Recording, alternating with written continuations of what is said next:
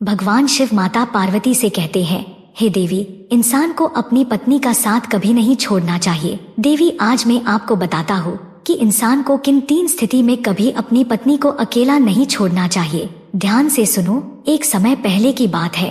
एक गांव में किशन नाम का व्यापारी रहता था। एक दिन वह व्यापारी और उसकी पत्नी व्यापार के लिए दूसरे नगर जा रहे थे। जब वह दूसरे राज्य की सीमा से निकले तो उन्हें रास्ते में कुछ डाकू मिल गए और उन डाकुओं ने उसके और उसकी पत्नी के पास जो कुछ भी था वह सब कुछ लूट लिया। और इस तरफ व्यापारी और उसकी पत्नी को डाकुओं ने भिखारी बना दिया। अब व्यापारी और उसकी पत्नी दोनों चिंता में पड़ गए और सोचने लगे कि आगे क्या किया जाए। एक तो अनजान शहर, क्योंकि अनजान शहर में पैसा ही सब कुछ होता है। व्यापारी अपनी पत्नी को लेकर शहर की तरफ बढ़ने लगा। उसे यह चिंता खाए जा रही थी कि अब मैं क्या करूं और करूं तो करूं कैसे। वह इसी चिंता में चला जा रहा था कि तभी नगर के बाहर एक महात्मा की कुटिया दिखाई दी। वह व्यापारी अपनी पत्नी को लेकर कुटिया की तरफ चल दिया। जब वह कुटिया के पास पहुंचा तो उसे वहां पर एक महात्मा मिले जो एक चबूतरे पर बैठकर अपने शिष्यों को प्रवचन दे रहे थे।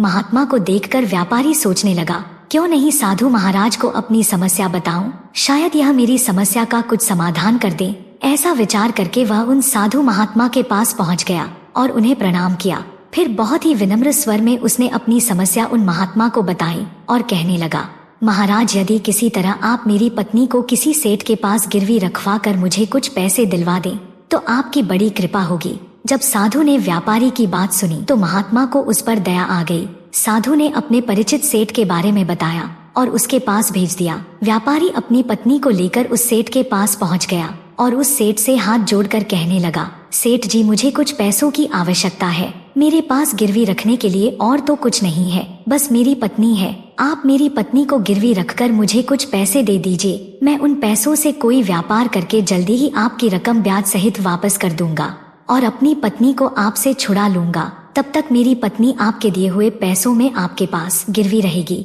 सेठ ने जब उसकी की बात सुनी तो वह पैसे देने के लिए तैयार हो गया और पैसों के बदले में उसकी पत्नी को अपने पास गिरवी रख लिया। किशन सेठ के पास अपनी पत्नी को गिरवी रखकर और उस सेठ से कर्ज लेकर व्यापार करने के लिए आगे बढ़ गया। किशन ने उन पैसों से अनाज का व्यापार शुरू कर लिया। वह अब सस्ते दामों में किसानों से अनाज को खरीदना था और दूसरे जरूरतमंद को महंगे दामों में बेच देता था। इस प्रकार किशन ने उन पैसों से बहुत ही कम समय में अच्छा खासा धन अर्जित कर लिया। जब किशन ने खूब पैसा कमा लिया तो 6 महीने बाद फिर वह उस सेठ के पास पहुंच गया और सेठ के पास पहुंचकर कहने लगा, सेठ जी, मैं 6 महीने पहले आपके पास अपनी पत्नी को गिरवी रख कर गया था। आप अपना हिसाब करके मुझसे रुपए ले लीजिए और मेरी पत्नी को मुझे वापस लौटा दीजिए। यह सुनकर उस सेठ ने कहा, भाई क्या बताऊं, आज से 3 महीने पहले की बात है। तुम्हारी पत्नी अचानक बीमार पड़ गई और उस बीमारी के कारण तुम्हारी पत्नी की मृत्यु हो गई।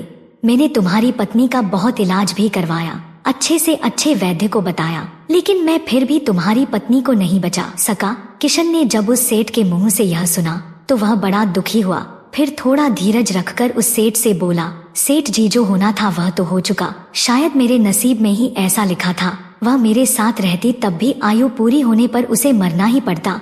होनी को कौन टाल सकता है। फिर भी आप अपने पैसे मुझसे ले लीजिए ताकि मुझे इस बात का संतोष हो जाए कि मैंने अपना ऋण चुकाकर अपनी पत्नी को गिरवी रखने के कलंक से खुद को बचा लिया।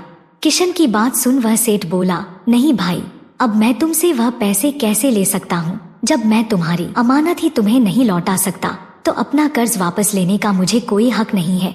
किशन ने बार बार सेठ से अपना ऋण वापस लेने का आग्रह किया, परंतु सेठ नहीं माना। उदास भाव से किशन जब वहाँ से निकला तो रास्ते में फिर उसी स्थान पर पहुँच गया जहाँ पर वह उन साधु महात्मा से पहली बार मिला था।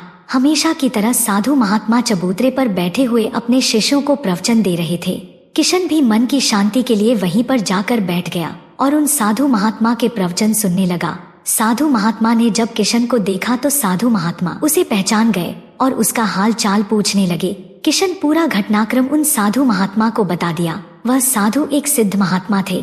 किशन की बात सुनकर उस साधु ने कहा, भाई, उस सेठ ने तेरे साथ धोखा किया है। तेरी पत्नी निश्चित रूप से जीवित है। भाई, तेरी पत्नी को या तो सेठ ने अपने घर में छुपा लिया है या फिर उस सेठ ने तेरी पत्नी को अपने किसी परिचित के यहाँ दूर किसी जगह पर भेज दिया है। अब तू ऐसा कर, यहाँ के राजा के पास चला जा और राजा के दरबार में जाकर प्रार्थना करना।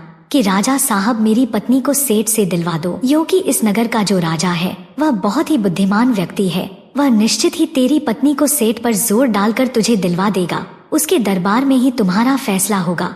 जब किशन ने उस साधु महात्मा की बातों को सुना तो किशन उस साधु महात्मा की बात मानकर राजा के दरबार में जाने के लिए चल दिया। किशन राजा के दरबार में पहुंच गया और राजा के दरबार में पहुंचकर राजा से गुहार लगाने लगा कि महाराज मेरी पत्नी को सेठ से मुझे दिलवा दीजिए। महाराज मैंने सेठ से कुछ धन उधार लिया था, बदले में अपनी पत्नी को सेठ के पास गिरवी रख कर गया था। जब मैं धन लेकर अपनी पत्नी को उस सेठ के पास लेने गया तो वह कह रहा है कि उसका देहांत हो गया। वह झूठ बोल रहा है।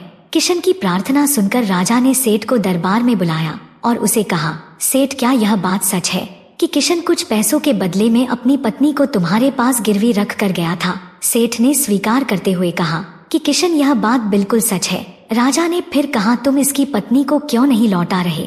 राजा की बात सुनकर वह सेठ बोला, कैसे लौटा सकता हूँ महाराज, मैंने इस व्यापारी को बता तो दिया कि आज से 3 महीने पहले इसकी पत्नी की मृत्यु हो चुकी है। महाराज अब मैं धर्मराज के पास जाकर तो इसकी पत्नी को वापस नहीं ला सकता। राजा ने पूछा, कोई गवाह है तुम्हारे पास जो इस बात की पुष्टि कर दे कि इसकी पत्नी की मृत्यु हो चुकी है? तो सेठ बोला, जी महाराज, इस बात की पुष्टि वह अच्छी तरह से कर देगा। जिसने इस व्यापारी की पत्नी का इलाज किया था वह 4 व्यक्ति भी इस बात की गवाही दे देंगे जो इसकी पत्नी को शमशान में जलाकर आए थे। उस सेठ ने यह बात इतनी आत्मविश्वास के साथ कही कि राजा को भी उस पर भरोसा हो गया। तब राजा ने किशन से कहा, भाई अगर तुम्हारी पत्नी जीवित होती तो हम तुम्हें अवश्य दिलवा देते, अब तो हमारी भी मजबूरी है। इस प्रकार राजा ने किशन को समझा बूझा कर वापस भेज दिया। किशन फिर से साधु महात्मा के पास पहुंच गया और जो कुछ दरबार में राजा और सेठ ने कहा वह सारी बातें साधु महात्मा को बता दी। यह सब सुनकर उस ज्ञानी महात्मा ने कहा, मैंने राजा को इतना विवेकहीन नहीं समझा था। मुझे दुख है कि उसने तुम्हारे साथ कोई न्याय नहीं किया। उस राजा ने सेठ की बातों पर तो यकीन कर लिया और तुम्हें समझा कर मेरे पास वापस भेज दिया। अब तुम मेरी एक बात सुनो, तुम एक बार फिर से राजा के पास जाओ और उसे कहना कि सिर्फ 3 घंटे के लिए वह अपनी राजगद्दी पर मुझे बैठने का अधिकार दे दे। तब मैं राजा को बताऊंगा कि न्याय कैसे किया जाता है और न्याय किसे कहते हैं। किशन एक बार फिर से राजा के दरबार में पहुंचा और जैसा महात्मा ने कहा था उसने राजा से कह दिया। राजा ने किशन की यह बात सुनकर कहा, मुझे 3 घंटे के लिए राजगद्दी छोड़ने में कोई एतराज नहीं है। यदि ऐसा करने से तुम्हें न्याय मिल जाएगा तो मैं 3 घंटे के लिए उस साधु महात्मा के लिए अपनी राजगद्दी छोड़ दूंगा। तुम उन महात्मा को राज दरबार में ले आओ। किशन ने जब राजा का यह वचन सुना तो किशन साधु महात्मा के पास गया और उन साधु महात्मा को राज दरबार में ले आया। जब साधु महात्मा राज दरबार में पहुंच गए तो राजा ने अपनी राजगद्दी उन साधु महात्मा को सौंप दी।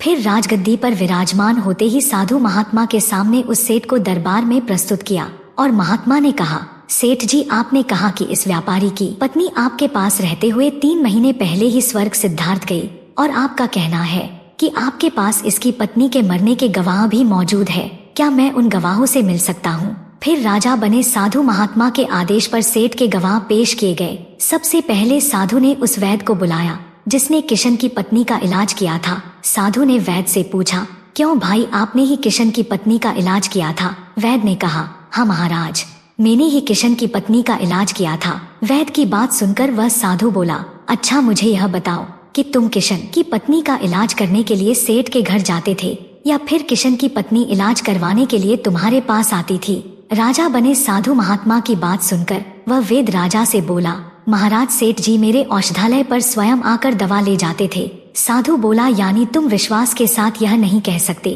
कि वह दवा सेठ किशन की पत्नी के लिए ही ले जाता था या फिर किसी और के लिए? साधु की बात सुनकर वह व्यक्ति बोला, महाराज यह बात मैं यकीन के साथ तो नहीं कह सकता कि सेठ किसके लिए दवाई ले जाते थे, लेकिन सेठ जी मुझसे दवाई जरूर ले जाया करते थे। वैद्य की बात सुनकर वह साधु बोला, इसका मतलब तो यही हुआ कि तुम मरीज को बिना देखे ही दवाइयाँ देते हो। यह तो बहुत ही गंभीर है। तुम दवा के स्थान पर किसी को जहर भी तो दे सकते हो और हो सकता है तुम्हारे द्वारा दिए हुए जहर से ही किशन की पत्नी की मृत्यु हुई हो। उस साधु की यह बात सुनकर वैद्य का चेहरा डर के मारे पीला पड़ने लगा और वह भयभीत स्वर में बोला, नहीं हुजूर, ऐसा नहीं हो सकता। मैं अपने किसी मरीज को दवा के बदले भला जहर क्यों दूंगा और इस तरह से मेरी सारी महान प्रतिष्ठा भी धूल में मिल जाएगी। वैद्य की बात सुनकर वह साधु महात्मा बोला, अब तो तुम ऐसा ही कहोगे। मैं तुम्हें अपने कर्तव्य के प्रति लापरवाही करने और एक मरीज के जीवन से खिलवाड़ करने के अपराध में 100 कोड़े लगाने का आदेश देने जा रहा हूँ। इसके साथ ही तुम्हारा मुंह काला करके सारे नगर में तुम्हें घुमाया भी जाएगा। अब तुम सोच लो, सच बोलोगे या फिर मैं सैनिकों को तुम्हें गिरफ्तार करने का आदेश दूं। यह सुनकर वैद्य का शरीर कांपने लगा और वह उस साधु के कदमों में जा गिरा और बोला, हुजूर मुझे माफ कर दीजिए। मैं स्वीकार करता हूँ कि मैंने सेठ के किसी मरीज का कोई भी इलाज नहीं किया। सेठ ने तो मुझे पैसे दिए थे और कहा था कि यदि गवाही की आवश्यकता पड़े तो ऐसा कहकर उसके पक्ष में गवाही दे दूं। बस मेरा इतना ही अपराध है कि मैंने लालच में आकर इस सेठ का प्रस्ताव स्वीकार कर लिया। राजा बने साधु महात्मा ने कहा, तुमने तो बहुत बड़ा अपराध किया है, इसलिए मैं तुम्हें झूठी गवाही के जुर्म में 100 कोड़ लगाने का आदेश देता हूँ। साधु महात्मा के आदेश का राजा के सैनिकों ने तुरंत ही पालन किया। सैनिकों ने तत्काल ही उस वैद्य को पकड़ लिया और भरे दरबार में उसे कोड़े लगाने लगे। पहले कोड़े लगते ही वह जोर से चीख पड़ा और कहने लगा, महाराज मुझ पर रहम कीजिए, महाराज मुझ पर दया कीजिए, मैं मर जाऊंगा।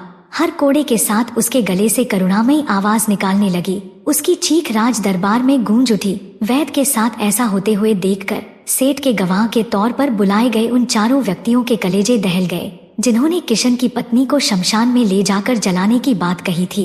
अब बारी उन चारों गवाहों की आई। साधु महात्मा ने उनसे पूछा, तुम लोगों का कहना है कि तुम चारों ने इस किशन की मृत पत्नी का शव ले जाकर श्मशान में उसे जलाकर आए थे। मुझे यह बताओ कि अंतिम संस्कार से पहले जब मृत शरीर को स्नान कराया जाता है, फिर उसे कफन में लपेटकर धरती पर रखा जाता है, स्नान के दौरान क्या तुमने उस स्त्री का मृत शरीर देखा था? यह सुनकर उस सेठ के चारों गवाह कहने लगे, नहीं हुजूर, उसका मृत शरीर तो हमने देखा ही नहीं था। जब सेठ जी ने अर्थी तैयार कर ली थी, उसके बाद ही हम उसे स्मशान में ले गए और उसे जलाकर आए।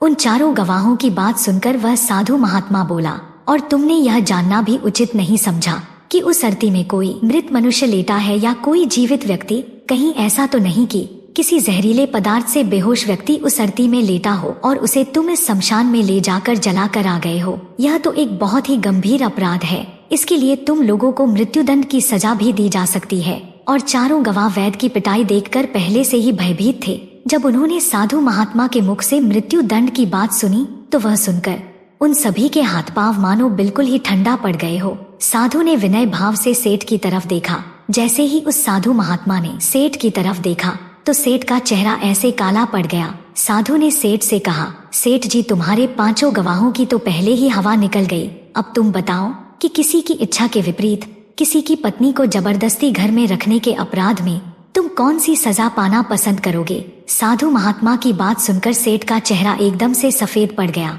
उसके मुंह से कोई बोली नहीं निकली। राजा बने साधु ने कहा, सेठ, इससे पहले कि मैं तुम्हें 10 साल का कठोर कारावास की सजा दे दूं, अभी भी समय है कि तुम इस किशन की पत्नी को दरबार में हाजिर कर दो। सजा के डर से सेठ ने तुरंत अपने सेवकों को अपने घर भेजा और किशन की पत्नी को दरबार में प्रस्तुत कर दिया। साधु ने किशन को उसकी पत्नी सौंप दी और सेठ को झूठी गवाही के अपराध में 12 महीने की कैद की सजा सुना दी। उन चारों गवाहों को भी कड़ी से कड़ी सजा दी गई, जिन्होंने किशन की पत्नी का शव श्मशान में ले जाने की झूठी गवाही दी थी। यह देखकर राजा आश्चर्यचकित रह गया और साधु के सामने हाथ जोड़कर बोला, महात्मा, आप धन्य है।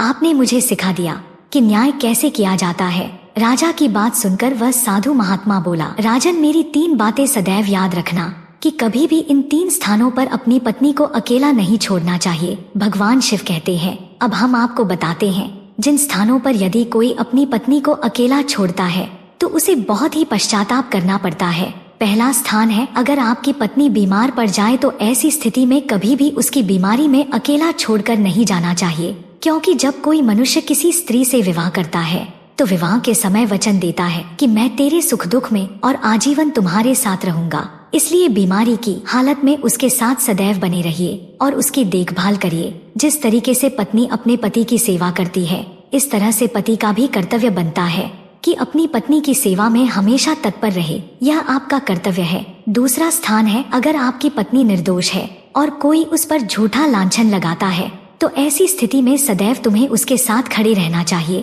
क्योंकि एक लड़की अपने माता पिता का घर इसी आस में छोड़कर आती है कि मेरा पति मेरी भावनाओं को समझेगा और हर स्थिति में मेरा साथ देगा, इसलिए दुनिया वाले उस पर कोई झूठा दोष लगा रहे हैं, तो आपको अपनी अर्धांगिनी के साथ खड़े रहना चाहिए। ऐसे समय में उसको कभी भी अकेला नहीं छोड़ना चाहिए। तीसरा स्थान है, कभी भूलकर भी अपनी पत्नी को पराये पुरुषों के पास नहीं छोड़ना। किसी भी परिस्थिति में अपनी पत्नी को किसी अन्य पुरुष के साथ अकेला नहीं छोड़ना चाहिए, क्योंकि आज के समय में किसी का कुछ नहीं पता, कौन कब और किसके साथ दगा कर दे। दोस्तों, आपने आज के इस वीडियो से क्या सीखा वह मुझे आप कमेंट में बता सकते हैं। इसी के साथ उम्मीद है कि आपको आज की वीडियो पसंद आई होगी, तो इस वीडियो को उस इंसान को शेयर करें जिसे यह कहानी सुनाने की जरूरत है, और उसी के ठीक बाद चैनल को सब्सक्राइब करें।